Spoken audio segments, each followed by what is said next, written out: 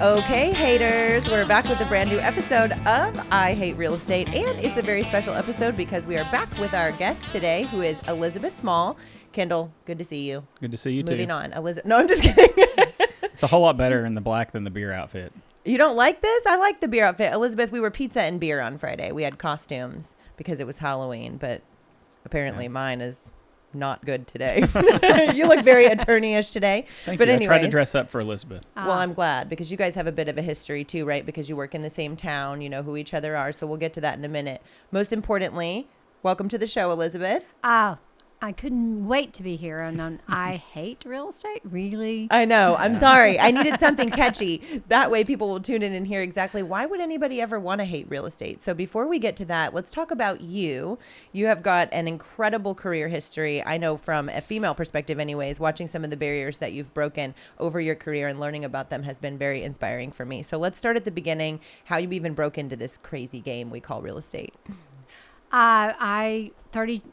For 32 years, I was a real estate developer and property management person and a commercial contractor and a commercial broker. I mean, for 29, that's a lot of things you've done. Yeah, that can be bad.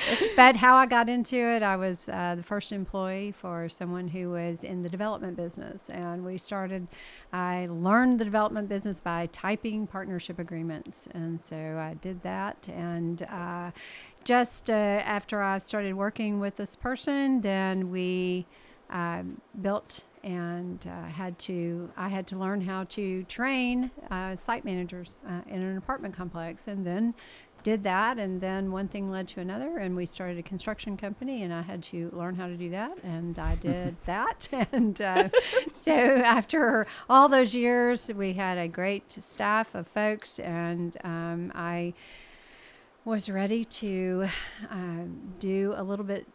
do something different, and I retired from that business, and I started teaching at UA Little Rock in the finance department in the School of Business, and I am the real estate instructor for the real estate program. So it's a lot of fun. I really enjoy doing it, and I have lots of lessons that I can use in the classroom, and I do often. So that's what I do. Well, I'm sure that she hasn't come into any legal issues or had any legal things pop up over the years. Not that I know of. Nothing major. Might be observant here. Not with Kendall.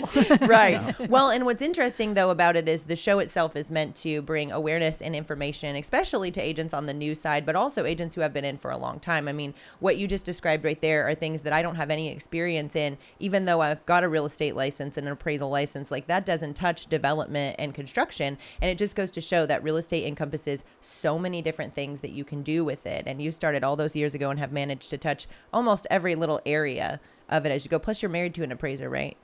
I am. Is it true that they're only impartial and objective at work? No, I'm just kidding. You have to ask Joey. No, we're not asking Joey. Well, after 40 years, I'll ask him when I get home. Okay. Yeah. See what it's like. Yes.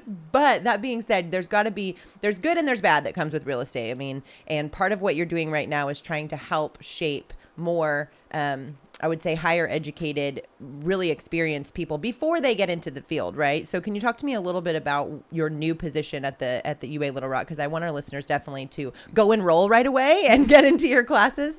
So tell me a little bit about the new job. So I am in charge of this real estate program. And when I got to the university, it was waning. I just put it lightly like that. Okay. And so it was my charge to get it built back up to what it once was, or at least close to what it once was, which was pretty large in the 80s, I understand, in the early 90s. And there were a lot of people who got real estate finance degrees from the university. But since then, it changed a lot. And then I don't know if what year it started doing that, but anyway, we've got a lot of majors now, and it's really fun, and it is a finance real estate degree, and I brought the development class to the university. So how can you have a real estate degree if you don't have a development class? So that was a lot of fun. It's called Real Estate Development and Property Management.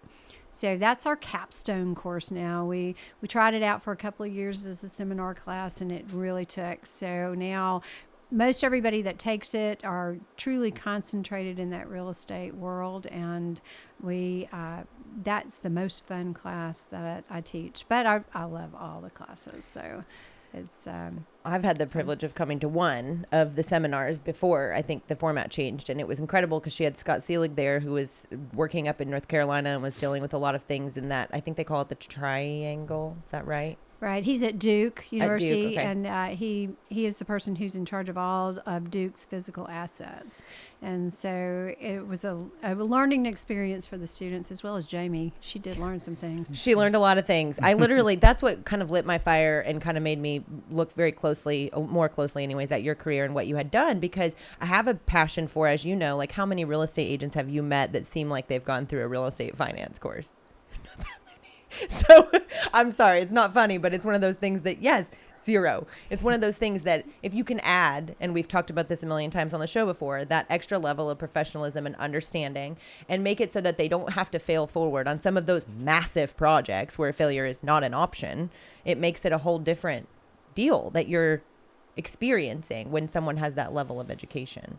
But that being said, sitting in that class and learning some of those things, I did realize there's a lot of pieces that I wouldn't have, that any agent or any person dealing in the professional world of real estate maybe wouldn't be experienced to handle or explain what's going on without that kind of finance piece. And so we'll get into that a little bit more when we talk about commercial development. But for those of you listening who have not enrolled yet, Little Rock has an incredible university, and that's my tout for Elizabeth and her School of Business classes, so that you can come and enroll and get your degree here. So is your class an actual hands-on class now? Like they manage a project or develop a project Capstone. by way of a...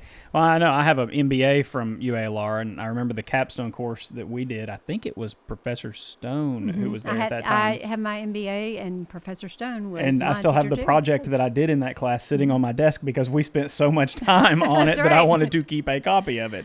And I don't know if it's a hands-on project like that It for is. development It purposes. is definitely a hands-on project. Because that's and the only way to yes. learn something like Yes, that. it is definitely. And each class, when I find out what the enrollment is and how many and who they are, it dictates what we're going to do. And so this time we're gonna work on a case study ourselves. It's going to be all written ourselves. But in the past, we have my students went to the Little Rock port and dissected the port and did their report.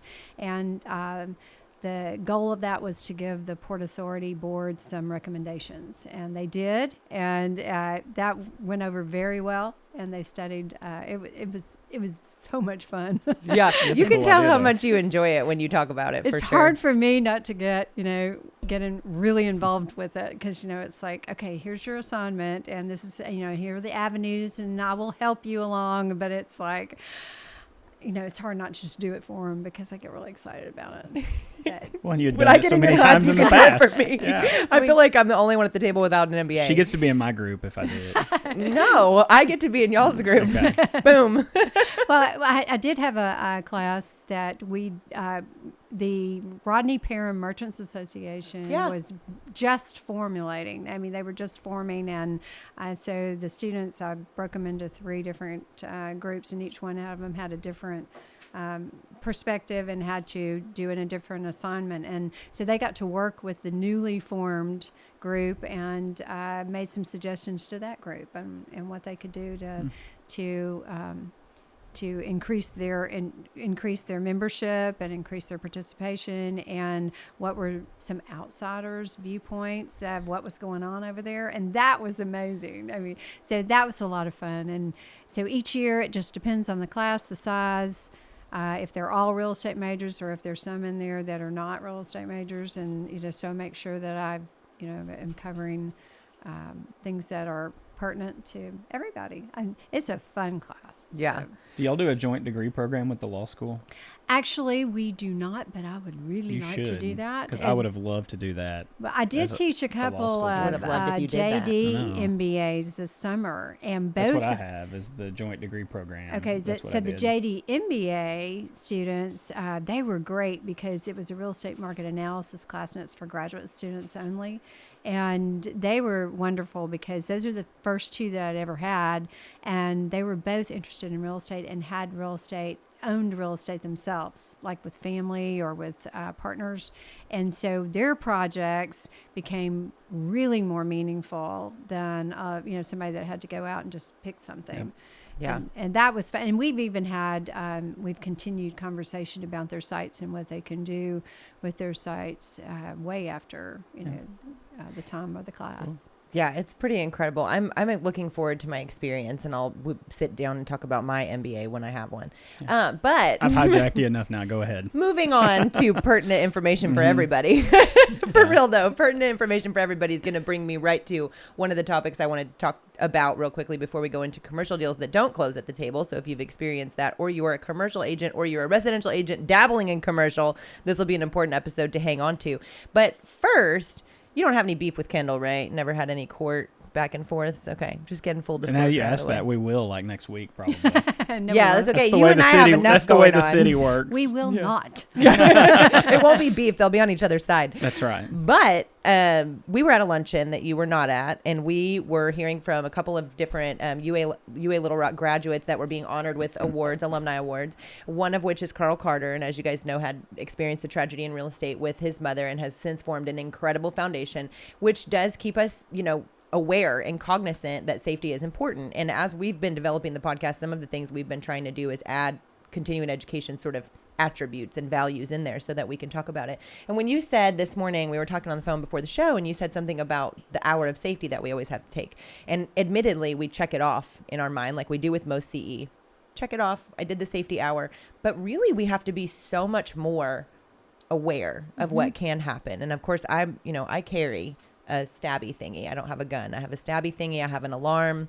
She's laughing at me because I said stabby thingy. Yeah, it's the same as the squiggly line. It's a pencil, I'm sure. She calls all laws squiggly line something. Is what they she are calls it. squiggly line something, to be fair. That's right, those section things. I got it. See, she knows it. It's an MBA thing. Yeah, No, I used to work at a law firm. Okay, there we go. I guess I just need to go to work at a law firm, not yours. But all this being said, and in all seriousness, listening to that story for a second, we had talked about some experiences that you have had as well, just with safety on the job. So let's jump right in and talk about safety on the job. Well, I do think it's really important for people to be aware. I mean, people need to be aware of their surroundings, what they're doing. And I was just talking to someone the other day who said they had a horrible experience at an open house, and I listened to her, and luckily she was not alone. She had someone with her, and that person just happened to be around the corner, and she had a really frightening experience, and luckily this other person walked around and scared the other, this person. So those things are still happening. And but my experience had to do with, I was traveling and I was looking at property, and I was traveling by myself as usual. I was in a rural area, and I never thought anything about getting out of the car and walking around, and because I looked for acreage, I wasn't necessarily looking at a house. I was looking at, and I just got out and I started walking away from my car, and I was looking at a piece of property, and then all of a sudden I heard something, looked up, and a pack of dogs were absolutely running straight to me. And if you've never been in that situation, a pack of dogs, and I know what a pack of dogs can do to someone standing there. And luckily I was fast enough and I got back into my vehicle before they got to my vehicle. But I was not aware. I was not paying attention. I was doing my thing. I wasn't, aware of my surroundings at all. Had I looked around, had I driven a little bit more around, had I just roll the window down or whatever, I would have even seen them. And so that kind of thing can sneak up on you. It can be something that is a safety issue, and a pack of dogs could have taken me out right that minute. Oh, yeah. And, I didn't have anything to guard against that. But, just saying that we now, in the safety part, we're learning that, cybersecurity and issues with that are safety issues because of the invasion into your privacy, and what the stalking that can be done online, and all those things. And those are things that agents need to be aware of. And there's nothing wrong with being reminded of that every year, and the new threats that come up, as well as the old threats that happen to be. So I can't say enough for that. And I really commend Carl Carter and what he did and his foundation. And I do not mind doing that hour because it's really relevant. You can't say enough about that. Mm-mm. No, and I'm grateful that he implemented it. And I hate that tragedy is sometimes the thing that strikes that orders something else to happen in succession. But it's been one of those things, just especially as a female. I mean, no offense, but like as a female working alone in your vehicle, and especially like with you being site selecting and looking at actual parcels of land by yourself. Same for me going in vacant buildings, getting in crawl space, getting in an attic, being by myself, not shutting. I never locked the door behind me when I went in to do an appraisal. I just shut the door. I never even thought about somebody could come in behind me. Someone could be down the stairs from the attic, and where do I have to run? I'm in the attic. So some of those things really have become something I'm more aware of, but definitely without the insight of some of our leaders in the area, especially Carl, I don't know that I would be as cognizant. So, and I'm sure you don't want to deal with any of the tragedies that come along with that. You have enough tragedies in the deals. Yeah. So PSA, make sure that you're keeping yourself safe, and make sure that if you have real estate safety questions or concerns, to check out the Beverly Carter Foundation for resources and information that Carl and his team have provided to you in order to have a better experience and a safer experience as an agent. So now most people here know about Beverly Carter, but we have some listeners that are out of state too. Most of our listeners are out of state. We don't actually. have time People to go around through the here whole have had enough story, of me. but you can research her name, Google Arkansas Beverly Carter. It'll come up what happened to her. Yes, and that foundation itself is grown. I mean, it's nationwide. It's something that Carl's been honored for nationwide as well, because, again, it was something we really weren't keeping top of mind at the time, at least not me. And I know if I wasn't, and I was that deep into it and doing real estate all day, every day in 2 different areas, that I wasn't alone in that. And that also was what made the safety hour become such an important and what was it called? A required piece of our education to have it. So moving on to happier things, which actually are not that happy, would be talking about commercial real estate deals that get to the table and don't close. Now, I'm a little apprehensive today talking about this because I currently have 2 commercial deals that are moving across the table this week. So let's go ahead and see what could happen that I'm not prepared for based on your stack of experiences, Elizabeth. Well, one of the things I tell my students is you're never closed until you're closed. And people laugh at that, going, "Oh, everybody closes. That's no big deal. Everything's done before you get there. So what could go wrong?" Right? Yeah. Yeah. Usually if you let them go to the table, you think everything's together. At least as an agent, you think it is. Like, we're right here thinking right now that at 3:00 everything's going to be okay, right?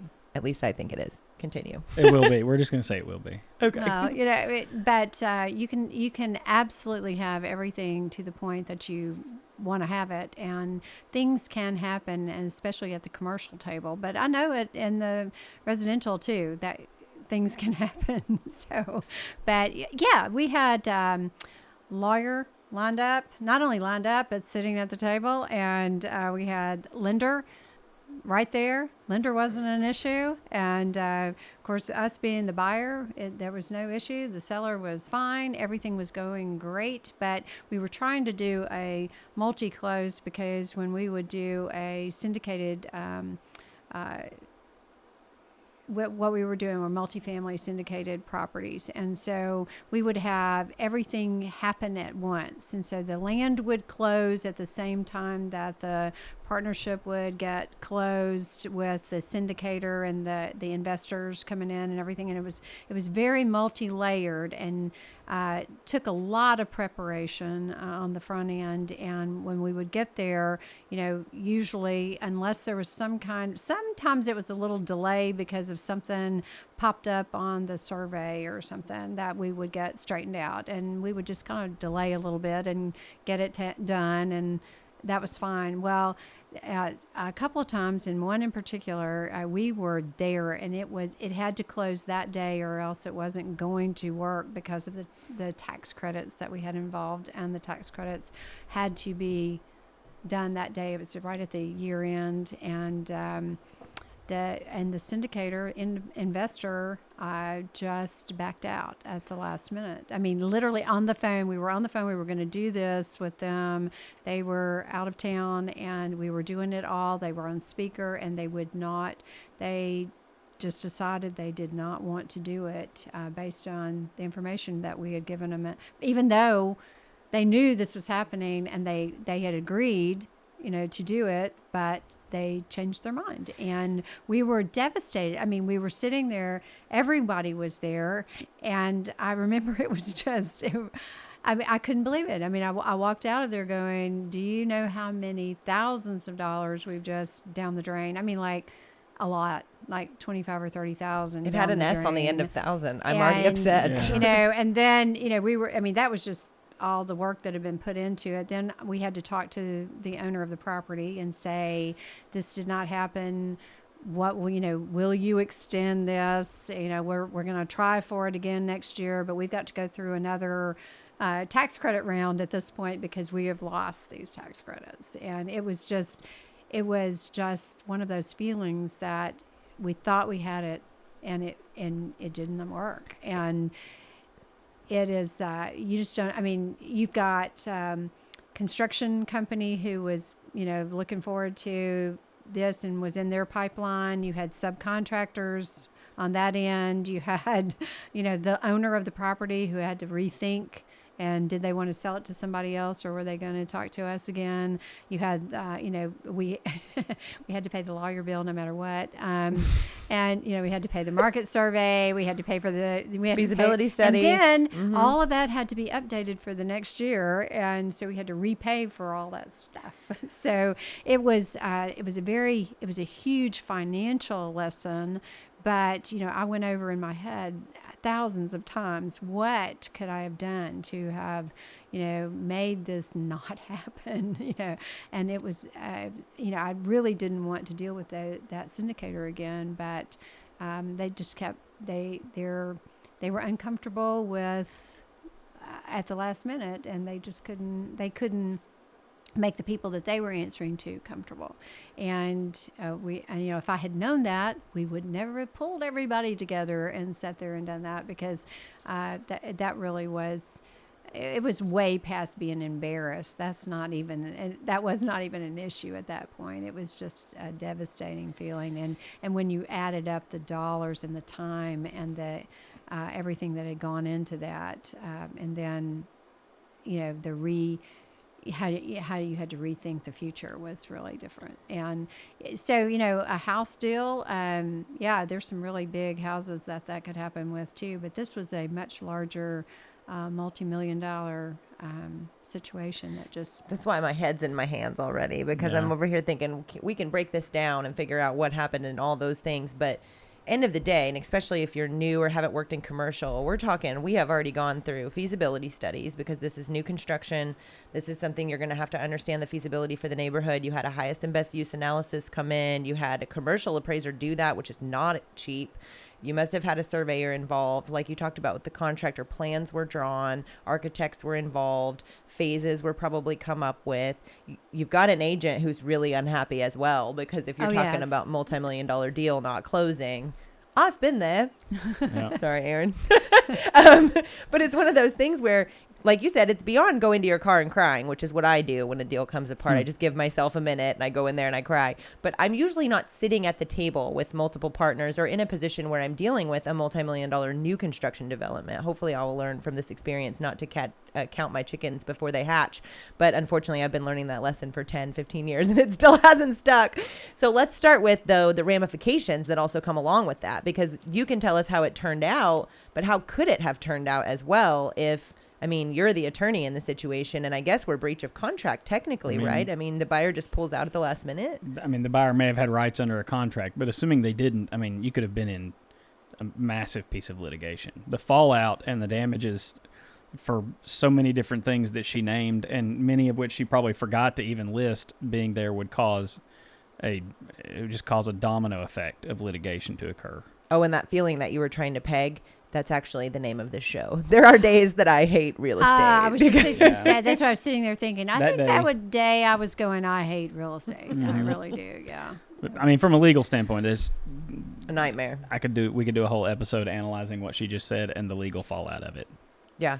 And that's one of the things I think that people, agents especially, we are infamous for counting our chickens before they hatch. We're all thinking that the day of, the wire's going to come through and nothing bad's going to happen. What you alluded to earlier with cyber attacks and stuff, people's money is getting taken in the middle of a wire right now. People are hacking bank accounts and pulling out funds and making it to where people can't close.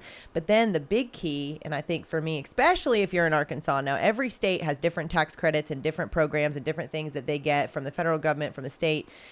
But we in Arkansas have some pretty rare tax credit situations and some pretty cool opportunities. And I don't know when this was, but I'm assuming those tax credit played a major part in the financing. Oh, absolutely. It was a federal tax credit deal. So. Those are usually good ones. And And it probably took you a while to get that organized. Oh, yes. I've dealt with a couple of those in farming industry where people are dealing with certain types of credits that you get as a farmer, and some of the development, not even an existing credit that's available that you can apply for, but developing a new credit to get it approved by the IRS, it can take years to pull together.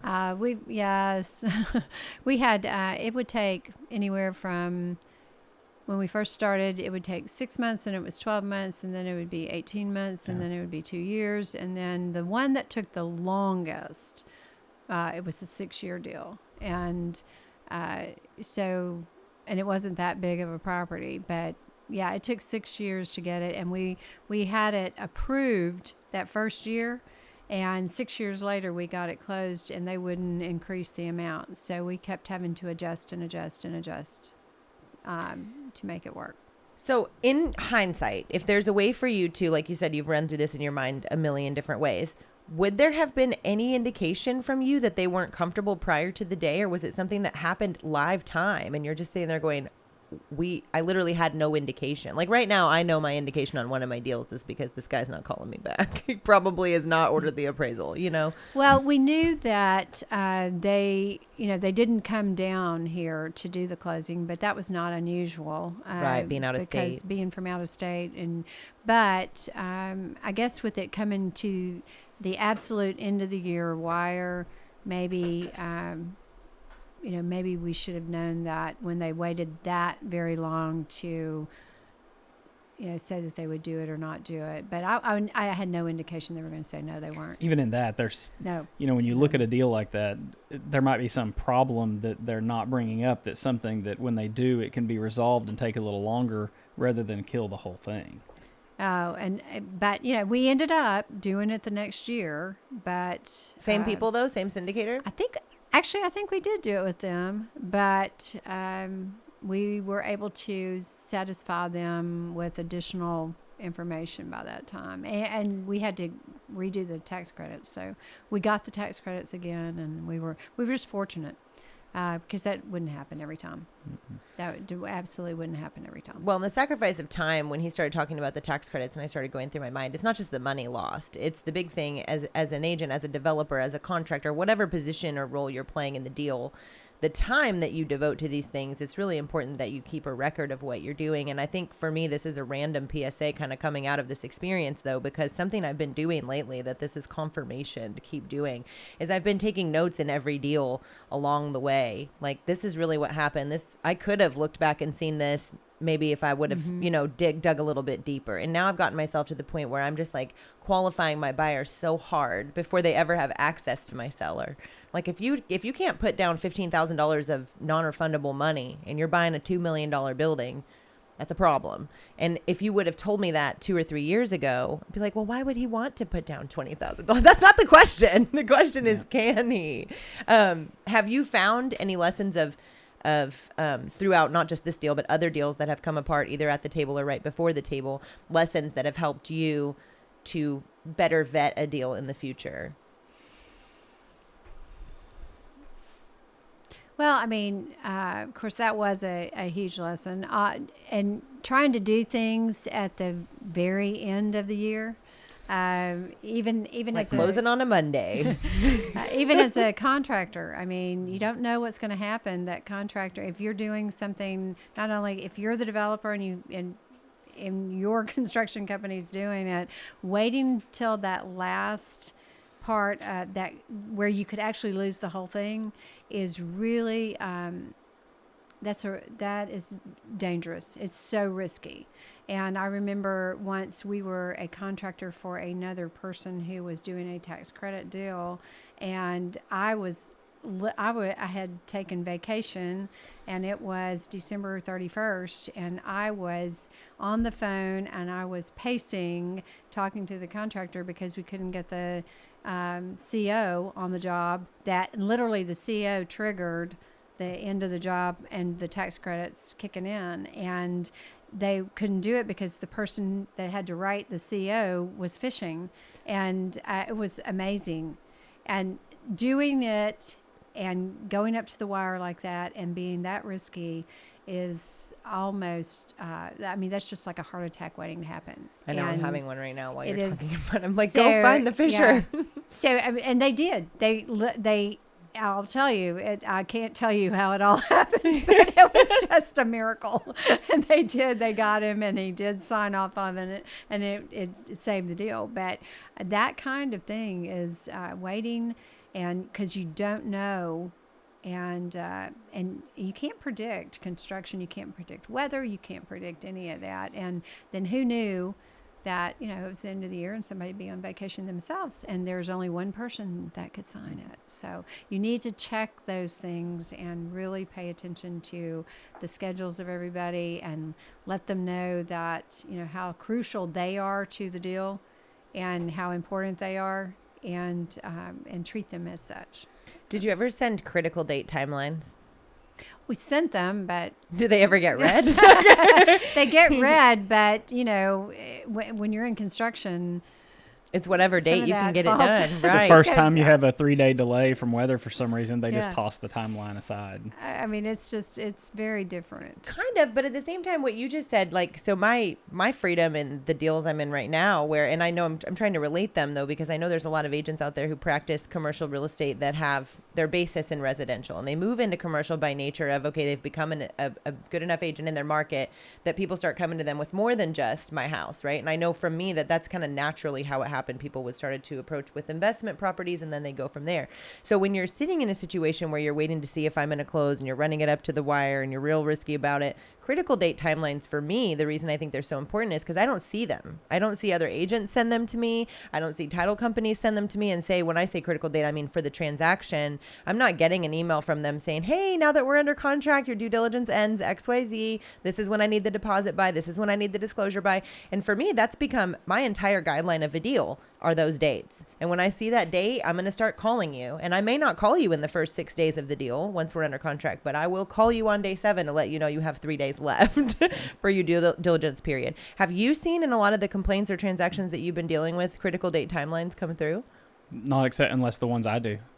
I have a client that does a lot of different real estate transactions, and they ask me to send them, and I actually create them based upon the contract, circulate those, and there's still times, and they've got a whole team behind them that are looking at things of finances and the operation and stuff like that, and there's still dates that get missed in those. We had dates all the time. I mean, we had a list, and we would fill that out, and we tried very hard to meet them, but so many moving parts. Sometimes it's just really difficult. Some of them are simple things too, like after your due diligence period ends, you owe an additional earnest money deposit, and they just don't make the earnest money deposit, and you're like, why didn't you make the earnest money deposit? And then somebody gets mad about it at closing, and that's one of those issues. It's one of those dumb things that can hold up a closing if you didn't make the second earnest money deposit, and you're sitting there going, I'm sitting here with all the cash to close. Why does the second earnest money deposit that I didn't make matter? Just apply the initial one and let's close this thing. And somebody gets mad because a contract provision wasn't complied with. But that's the only way for the seller to, like, for me anyways, I'm just looking at a multifamily. Like, if you're in a situation where a seller can't terminate, and in Arkansas, the buyer has to not fulfill his obligations in the contract once you're under. So you're in a position where the buyer has not substantiated their end of the contract, or at least it appears that they're not going to. And your choice as a seller is either like, do you take the backup and wait on this buyer to fail, or do you try to push for the fact that they haven't put their earnest money down on their second deposit, they're past their due diligence, and now I have a right to terminate on lack of performance. At the date of closing, when they're sitting there with the cash, though, are you going to do that? It is what it is. I mean, I guess you can. You run that risk. You're going to set up a day for someone to hate real estate, but that's why we created the show, right? Because the whole thing is, at the end of the day, from an agent standpoint especially, is without a critical date timeline, You have no idea what you're responsible for by what date anyways. And tell me that if you have 4 or 5 or 6 or 7 deals going on and or you're an adjunct professor or you have other things in your life, this deal isn't running you all day and every day until you are at the closing table. And then you're like, oh. And it should be even easier to create such a schedule on the forms that are used. Because you mean the fill in the blank forms? Yeah, because Where'd the dates are all the from? same. No, I'm just kidding. Well, it's because the dates in those are always the same. Yeah. You can literally have a spreadsheet that you create that you put the first date of execution in, and it'll tell you what all the other dates are.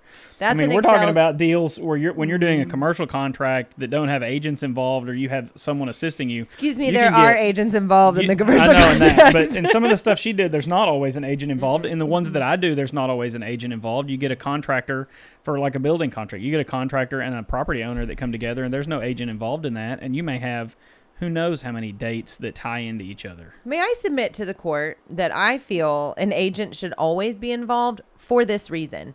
At least you have someone to blame. You know what I mean? Because if the contractor and the attorney and all these things are set up on the critical date timeline and there's not an agent whose job is to manage the transaction from start to finish with an understanding of real estate, with a fiduciary responsibility to the client, how do you end up in that situation?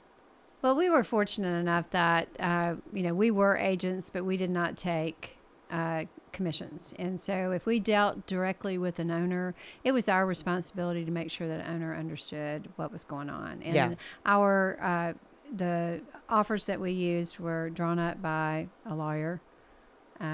We keep it in the family around here. And, One of them that I know, so we covered a lot of bases with that, and we gave the first right of refusal language was in there, and always with ours, because ours were always contingent on us getting the funding and specific kind of funding. We weren't, we laid it out exactly which programs we were using and what we were doing.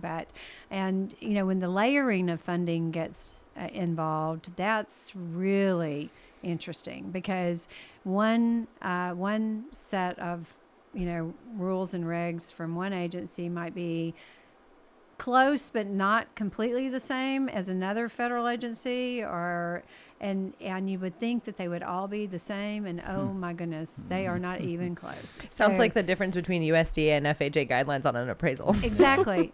Exactly. And you would think that it would be the same, but it's not. And so when you get these layers of funding and trying to explain that to an owner of a piece of property, that's really hard sometimes. Yeah. And And a lot of times they don't care.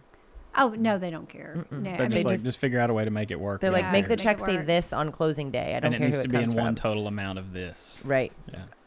I don't want it from 3 different sources. That's Oh, fishy. you don't. That's fishy. That's fishy. I've heard that somewhere Uh-huh. before. Yeah. Well, and that's the thing about this whole situation as well, is when you're talking to an agent or an agent that's listening or a consumer that's listening, one of the main issues I feel like with commercial deals is a lack of understanding of the financial piece, like you're talking about. The funds are not just allocated to, okay, we're going to build this giant apartment complex. Here's all the money. It's like, nope, this is allocated to the land. This is allocated to the site development. This is allocated to the development of the structure. This is phase 1. This is phase 2. This is phase 3. So the breakdown of all those things has to be separated, and the funding is separate, right? It is, and one of the things that I teach that I've really enjoyed teaching, and then I ended up learning a lot myself when I did it, was how the mortgage lenders make money. And I still don't know how they make money besides off me, but okay. well, I'm just kidding. All right. Which class do you want to come to? I'm enrolling. But it's really interesting, because you talk about the effective buyers, what the monies that the buyers are actually spending, and then you look at the money that the lenders are making, and how it works with those points and all those things, and so what I love is my students come out knowing that part of it, as well as if they were the person buying, and they know how to figure that up and realize that nothing's equal, and that return is different for the lender than it is for the buyer, and what that effective cost is, and the things that the buyer has got to pay for, and factor into what their rates are that they're making, and I like that because I have a lot of students who want to be lenders. I have a lot of students that want to be developer investors, so if you don't understand all of it, then you really don't understand what the deal is about from anybody's point of view. Yeah. So I love it when these future bankers or lenders understand all the parts too, and it makes them a lot more educated and can talk to the buyers and the prospective folks a lot easier.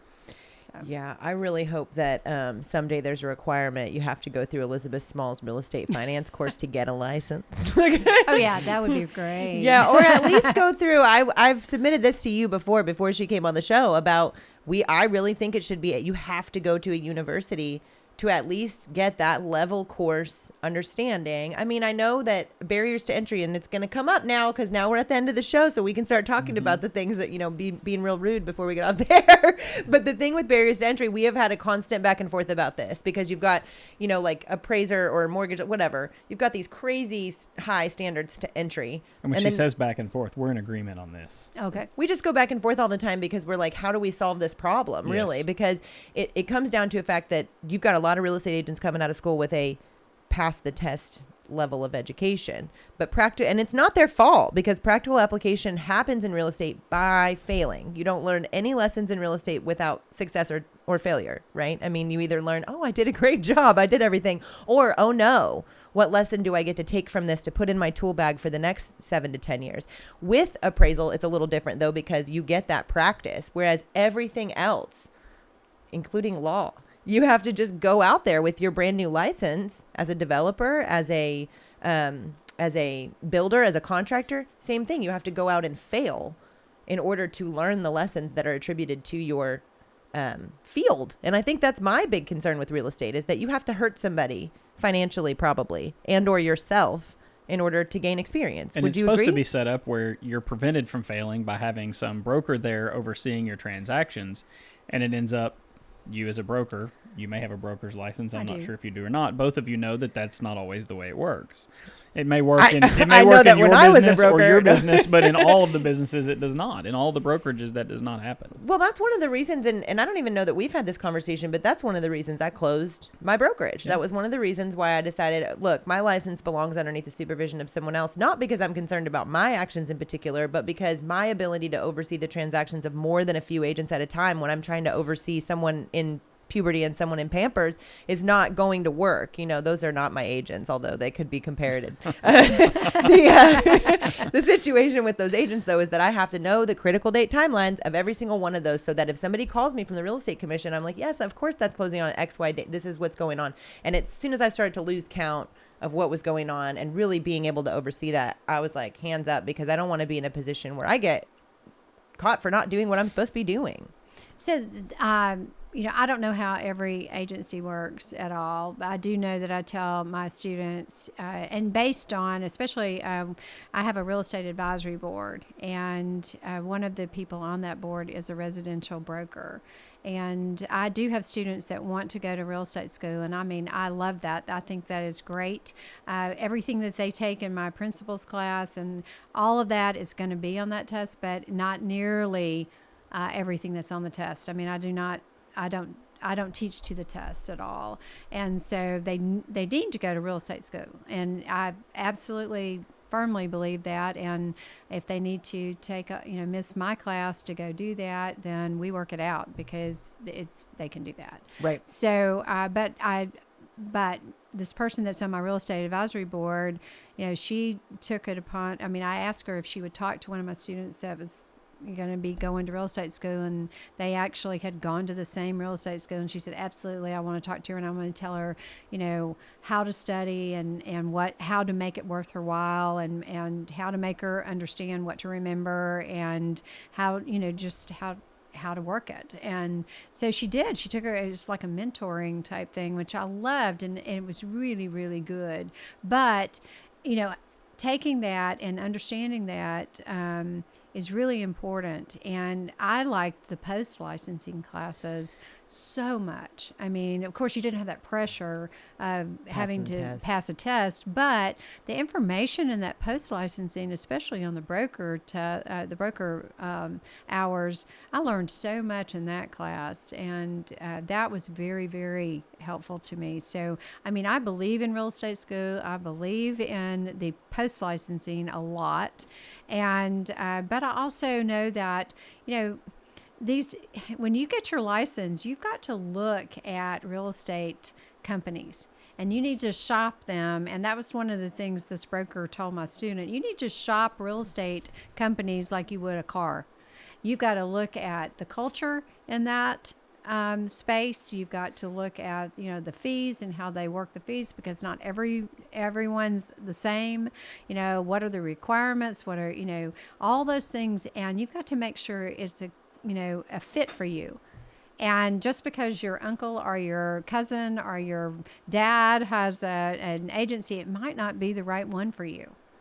And so I loved that piece of advice, because they're no two alike. Yeah. And I think it's I just think it's really important. I want to tell you, I did talk to a broker here that has a large residential company, and we had lunch one day, and I just said, you know, I'm doing this real estate program, and I've got this finance real estate degree. And she just said, you know, I know that you do, but she said, if somebody can't sell a piece of property, then I don't care whether they have a degree or not. And I believe that. That's true. But I also said, what if your company gets to the point where you need a CFO, or you need a COO, or you need someone to organize in a different manner?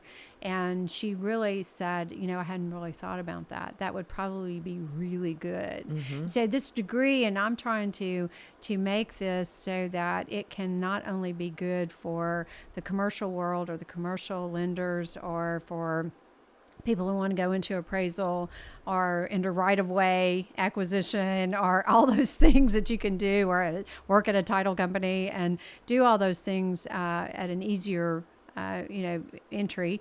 And, you know, your learning curve. My point is your learning curve needs to be really short when you get out of my program, rather than really long. Yeah. And so that's what Jamie and I have the issue with, and what we've gone back and forth with. It's not that we don't believe real estate school works or it's effective. It's not enough, in our opinion, to release people on the world of real estate. A pack of dogs into the wild, essentially, is what that feels like. Yeah, there we go. We'll go back to the pack of dogs. That's yes, the theme Elizabeth for our show standing here. there trying to teach real estate, Yes. and here come a bunch of fresh from school kids. Yeah, exactly. But that's it's a situation where we talk about all the time that in most circumstances, let's use a house, a residential sale, for example, that's the biggest single transaction that any family will do in their entire lives. And I've seen it so many times where it gets screwed up, and you get somebody that ends up having to file bankruptcy because of a house purchase that they've made. You have people that miss out on financing because of something that a real estate agent did or didn't Can't do. move for 10 years because they paid too much. You have a real estate agent who broke a rule and made a recommendation on their family being the inspector, and they had an interest in it selling because the family member was getting a commission off of it. And and somebody walks into a situation where a house had a hole in the roof and nobody ever got up on the roof.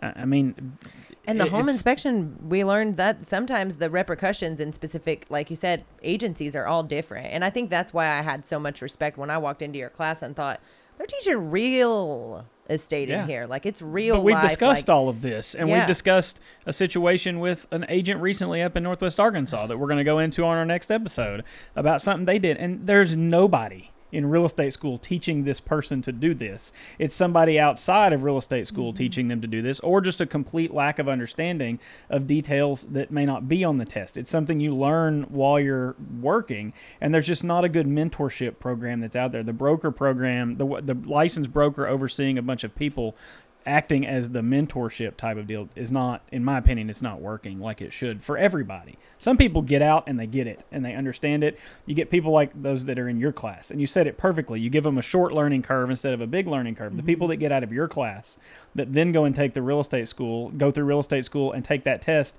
and actually start selling real estate are on a whole nother level than the people who are trying to find a job one day and decide, hey, I'm going to parlay my need for employment into real estate school and go sell real estate that have never had anything to do with it before. Well, and I will use my husband as an example. He's a teacher by nature. I mean, he was a natural teacher. He taught school, for years, and then he went into the real estate appraising world. And he's only done commercial. He's never done residential. He's legendary too. But he's legendary. Does that mean he's old? No, that does not mean he's old. I'm legendary too, Okay. Elizabeth. No, no, it's just that when you hear his name in the, you go to continuing education, and I don't know if you noticed, but I'm not Arkansas's average appraiser is a 64-year-old male. So I'm not really in the arena. But when I got licensed 7 years ago in this particular region, that is a name you hear all the time. And he was one of the first in Hot Springs to appraise some of those big commercial pieces. So he's just got some things that he's done that are legendary. Well, one of the things is he had all of that commercial appraisal under his belt. And then he got a job with a residential and commercial. They did some commercial brokerage, and he was hired as their broker, and that's all he did. And it suits him very well. He's we took career tests, way back like in 1982. And the thing that he was most similar to was an IRS agent. So yeah, I couldn't believe it, but it was true. But it truly goes to show how much Elizabeth loves Tom. Yeah. But anyway, so but what he did, he only did the brokerage. He made sure every T was crossed, every I was dotted. If there were new agents that came in and didn't quite understand how to measure something, he took care of teaching them how to do it, going with them, explaining how this works if they just didn't get that part of it. And he really enjoyed doing that. And he never sold property at all, never wanted to sell property, but he loved that, making sure it was correct. And hence, that's what he's doing now too, is in compliance. And that's what I don't think happens as much anymore. I don't think brokers get invested like that anymore. Well, I was really excited this firm wanted that skill set. And then he did leave that firm to go with a bank, but in compliance. But I will just say he really did. He enjoyed doing that. But again, he's a teacher from way back, so it was good. I think a part of that understanding, though, too, and my apologies, I think that when you get to that point in your career, you have that understanding, and an agent walks up to you and is asking questions about something as simple as measuring a building and or the value attributed to missed square footage or something like that. It is exciting to hand that knowledge out because a couple things. First of all, you're being useful. Everybody wants to be useful. Secondly, you feel like you're creating an opportunity in your market, especially when it's in your geographical market and not somebody just tuning into your show from across the nation. But when you're hand holding them through an understanding, you know that you're impacting a ripple into your market that's going to be 20 or 30 or 40 years of responsible practice that has been adequately taught. And it makes it motivating to want to do that for your market. And I think that's kind of why it's been just such a hot button issue on the show for us, is that barriers to entry in general to become any sort of real estate professional. I mean, even with the Home Inspection Licensing Board, you don't have to have a contractor's license or understand contracting to be a home inspector, which to me is mind blowing, because if you don't know how to build a house, you sure as hell don't know how to inspect one, excuse my language. But, for me, it's one of those things that I think it's so important what you're doing. And especially at UA Little Rock, for me, I sat next to a girl at this luncheon we were at on Friday. She was from India. She spoke this amazing English. And I'm like, where are you from? She's like, I'm from India. Grew up at learning multiple languages. I speak Hindi. I speak English. I speak Spanish. I speak French. I'm like, I'm over here struggling with Spanish, but okay.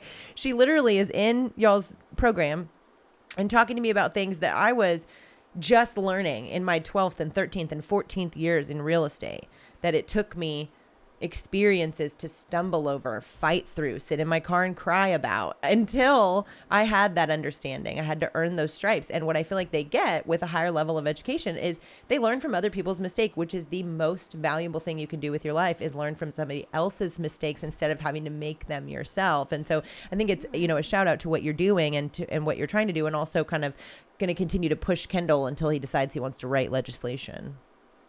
Oh, and I've got some great students that are going to. I've had a lot that are going to law school, and now are thinking about real estate law because they never thought about real estate law before now. And not all the people I teach, of course, are in get the real estate finance real estate degree, but they are getting finance degrees or whatever, but they take the finance class as an elective, or maybe the appraisal class as an elective, or just principles or something, and it piques their interest enough to want to do this. And I'm teaching one right now who is a double major. He's political science and finance real estate, and he wants to go to law school. And dangerous combination. He found his own without even having taken principles. He found his own internship online this summer with a property management company, and it was a national property management company that had several properties here, and he learned property management this summer and had a blast. And I'm like, then he's real, because I will tell you that would have scared off a lot of people. Anybody who loves property management and does it talked well about should property stay in management the on the show. business. Yeah. That absolutely could have, broken him, but it didn't. It just piqued his interest more, and I love it. So I'm getting ready. I'm working with him with an internship right now where he will be doing some legislative work. And so that's going to be Look at that, fun. Kendall. Maybe you can get some legislative work. I'll pass for now. Mark my words, haters. By the end of this series, Kendall's going to have a new barriers to entries legislation written. We'll write it on the show. Okay. Must have the same license as Jamie to compete. And the No, I'm just show kidding. is now boring. Yep. Well, and that being said, one of the main things is especially when we have somebody esteemed come on the show, we always appreciate it because it's something that brings validation to what we'd like to do, is have a platform for people, not just new agents, not just mortgage lenders, not just people that are studying law or interested in development, but that are consumers, that understand the level of training for the professionals that they're dealing with so that they can properly vet them. Because similarly, as an agent coming out of real estate school who needs to make sure that their brokerage is a fit, you as a consumer have to make sure that each of these professionals in the project that you are jumping into are a good fit for you. Do they share the same level of education? Do they have the same ethics? Do they believe in the same things? Do they have an understanding of your financial fortitude, of what you're able to purchase, of what you should purchase, of what the effects are going to be? And if they don't show up at the closing table, are you ready for their demeanor? So that's all very Well, and important. she said as something well. too that we've talked about from the consumer side. She said, when you get out of school, you need to shop around for an agency, because if your dad or your brother or your uncle owns a real estate company or a law firm, it may not be the best place to go for you. And it's the same thing we've talked about on this show, that from a consumer standpoint, just because your cousin's your best a realtor, friend or your cousin or this person that knows this person that knows this person says this agent is great, doesn't mean that's the right person for you. That's right. Because everybody knows a real estate agent. You can ask somebody who's somebody that's a real estate agent, and they're going to know somebody. And that doesn't always mean it's the right person just because it's a friend of a friend situation or a family member. Well, and another thing is I have someone who's very willing to do this, and not everybody is, but I know someone who tried to be their own developer, and oh my, he learned quickly that his 6-month time frame that he was going to do his rehab of this historic tax credit building. You mean the 6 months that it takes to get the tax credit portion filled out? It was insane. And so he is so willing. I've found people that are so willing to talk to my students and say, boy, did I make a mistake. And he really does it. He put a whole PowerPoint together to talk to them. And I learned so much just as he was relaying, and he thought he could do this historic tax credit job, and he could do it with someone who was in residential construction, and he gave them the price that he got from this residential contractor was like 5 times what it should have been, because they did not know what they were doing at all. And he learned, that was like lesson 1. And then lesson 2 was the timeline. He thought, well, I can get this done with no problem. And then the third one is when he did find the right lender, he was shocked at how much power that lender had. and what went down. And, this person was an entrepreneur from way back who didn't, all entrepreneurs aren't great team players. And, so because they've got their blinders on and they know the way to go. So that's really one of the things that I've loved is that people who are willing to share their photos with the students. And that's a really good one too, because he would get to this point and he'd look at the students and go, what would you have done in this situation? What would you have done? And they just sit there and go, and he talks about all the elements of a successful development and the things that went wrong or he learned was important that he didn't know was important. And so having people being honest with the students and just sharing that is that's just so valuable. And I really appreciate that. And it's fun. And I learn every time too. So the time where you teach the teachers when you go to the development real estate class and show your failures. But that all being said, it sounds like we're getting ready to wrap up this episode of I Hate Real Estate. And it sounds like if you have a good story about development or commercial property, you send it into the show and we'll be happy to cover it. And we've got a pro to turn to and ask questions related to development, construction, or teaching other people how to do it. So make sure to reach out, send us a message with your stories, and we'll cover them on another episode of I Hate Real Estate. Elizabeth, as you improve our market, one student at a time, thank you so much for your hard work at UA Little Rock. And a big shout out to our very diverse, very exciting, very large, and very forward-thinking university that we are so grateful to have here in Little Rock. Jamie, thanks so much for having me. And Kendall, I'm sorry you hate real estate, but, we only hate it some days. We had to explain that when we first started. Why we named the show what we did. I know you did. And there are many days that I want to say the same thing. My dad's like, you're doing what? I know. Yeah. I know he did. Yeah, which was fun for me because I know that for me, like, this has been a really great experience to have Kendall also as an attorney, because I call him truthfully in the middle of the week, hey, this is happening today. I need your help. And he is right there. So also for your lawn care, for your lawn needs, for your lawn care. Don't call me for lawn care. Give it a few years. I'll send the boys. No, I picked up the last lawnmower I tried to do. I picked it up and threw it in the street. So. I'm actually picking up a lawnmower from our client's house on the way to closing. So we do need to sign off so I can go pick up that lawnmower. Yep. I'll see you at the title company. All right. Thank you guys for being here. And haters, we'll see you next time. Tune in for your next episode of I Hate Real Estate. And we hope you're feeling awfully loving by then. Another episode's done. We're out.